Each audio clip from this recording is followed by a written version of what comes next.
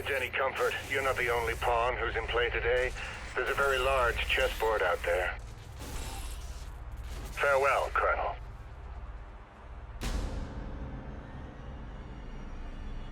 Shadow Complex was originally released as an Xbox Live Arcade game back in 2009. Back then it was one of those games that piqued my interest, so I bought it, but I never beat it. I only got so far before moving on. I lost interest, I guess, I don't know. The remastered version was released on PC for free back in December 2015 for about a month, and it eventually made its way to Xbox One and PlayStation 4. I recently played through the remastered version on Steam, and since I don't really remember much of the original game, I couldn't tell you what gameplay changes were made, if any. But from what I researched, not much.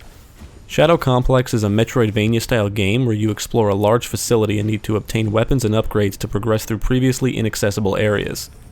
It's actually quite impressive for what was originally an Xbox Live Arcade game, and you do get a lot of bang for your buck.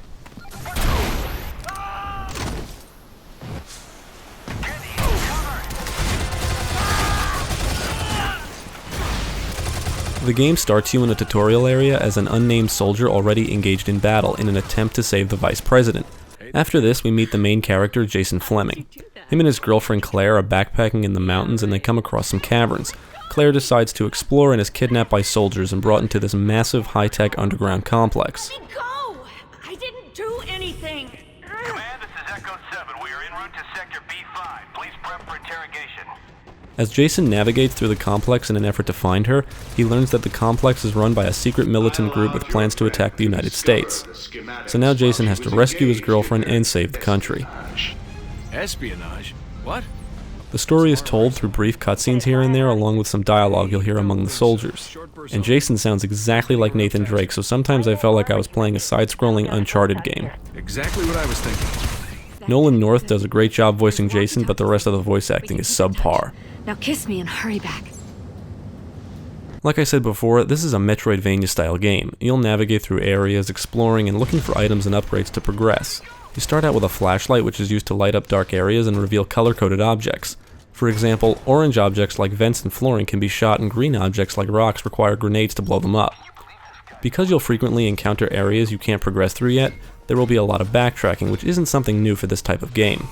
Early on, you find Claire's climbing gear, which enables you to wall jump and grab onto ledges, things you'll be doing often. The first weapon you obtain is a pistol, but you'll eventually find a submachine gun, assault rifle, coil rifle, and a shotgun-like tech weapon called the inertial element. You don't actually carry all the guns, so once you find one, you're stuck with it until you find a better one. And I should also mention the guns have infinite ammunition, so you'll never have to worry about finding ammo. You'll also acquire secondary weapons like grenades for blowing things up, foam for freezing enemies and destroying equipment, and missiles for penetrating doors and dealing heavy damage. The secondary weapons do consume ammunition, but you can find packs to increase the ammo counts. There's also equipment to find, like a thrust pack which enables you to perform a double jump, and a mask for breathing underwater.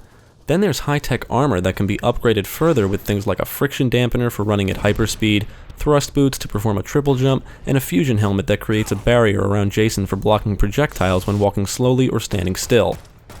To even access the fusion helmet, you're required to find all 12 keycard components hidden throughout the complex, which can be a pain in the ass. Once you obtain the armor, it gives you the ability to perform a ground pound, which I found pretty useless considering the rest of your arsenal is more effective.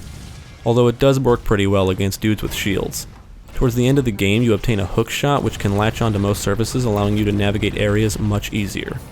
Ah, but there's more. As you explore the complex, you gain XP for leveling up, and each level grants you rewards like increased precision, accuracy, and stamina. I don't know what the real difference between precision and accuracy is in this game, but over time I did notice it became much easier to pick guys off. When you hit level 20, you will automatically unlock the full map, and every 10 levels afterwards grants you infinite ammo for one of your secondary weapons. Hidden throughout the environments are upgrades like increased health and armor, grenade packs, foam packs, and missile packs. Let's not forget the 12 gold bars. Finding all of these unlocks a neat little secret which I won't spoil. The leveling up and all of the upgrades create a great sense of progression, making you feel like a real badass.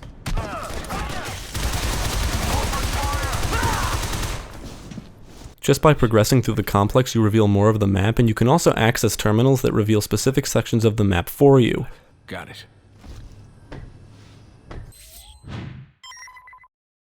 Question marks on the map indicate a hidden item, stars are save spots, and you can turn on a blue line that tells you where to go to get to your next objective, which is actually a nice feature.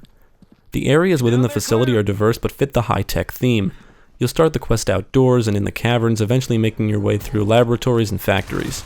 You'll shoot and climb your way through vents, tunnels, corridors, and even underwater areas. There's a few different enemy types, and they all wear armor and pretty much look the same.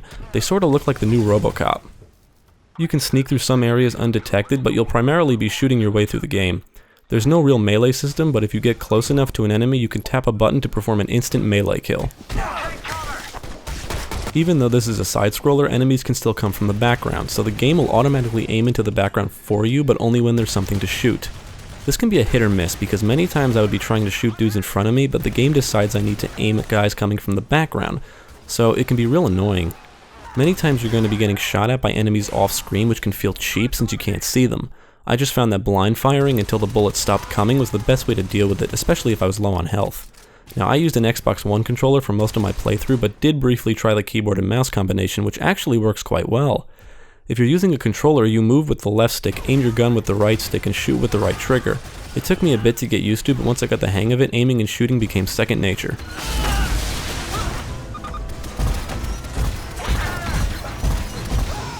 When you enter a room full of soldiers, they're either patrolling or standing around, and once they get wind of you, they all start shooting. Now, I didn't find them to be too bright. I mean, sometimes I could melee kill a soldier and the other guy 5 feet away couldn't hear a thing. You'll be using your flashlight a lot, and I find it amazing that even though you're crouching to sneak up on an enemy, they can't see the light coming from behind them.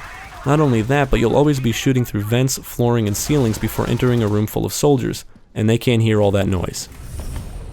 Now, there's 4 difficulty modes: casual, normal, hardcore, and insane. I played on hardcore and didn't find the game too easy, but some areas did require repeat attempts. Staying out in the open too long will result in your death, so taking cover is essential. There is no snap to cover system, so instead you just crouch and get behind something. Some objects are breakable, so you'll be forced to think on your feet every now and again, or if you're like me, you'll just die and have to try again. There are several boss encounters, and most of the bosses are these giant robotic things with only a few attacks, so they're not really too hard to take down. Other than the story mode, there's a Proving Grounds mode. This mode is a series of challenges to complete, enabling you to set a high score. They include trial and error scenarios like making it across a large gap, jumping across platforms, hooking onto walls and shooting missiles into nodes, things like that. It's basically a test of your skills from the main game. Shadow Complex Remastered does have improved visuals and even supports 4K resolutions, but it's still a 7-year-old game. There is some good texture work going on and great depth of field effects, but look at some of the character models up close and you can see the game showing its age. It ran smooth, maxed out on my PC, and I didn't notice any technical issues or experience any crashes. I didn't notice any screen tearing or dips in frame rate either. For a game that was released as an Xbox Live Arcade game, it packs a decent amount of content. It took me about 5 hours to beat the campaign, and that's without collecting everything. Even with the somewhat broken aiming system, I still had a good time. The story is predictable, but that's not why you would play this. It really all depends how much you like the style of gameplay. If you like to explore, shoot shit, and backtrack, then you'll probably enjoy Shadow Complex. Do I think it's better than Super Metroid or Symphony of the Night? No.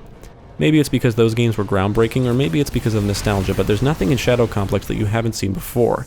But it's still a fun game, and for $15, it's definitely worth it. Lose the armor! Now!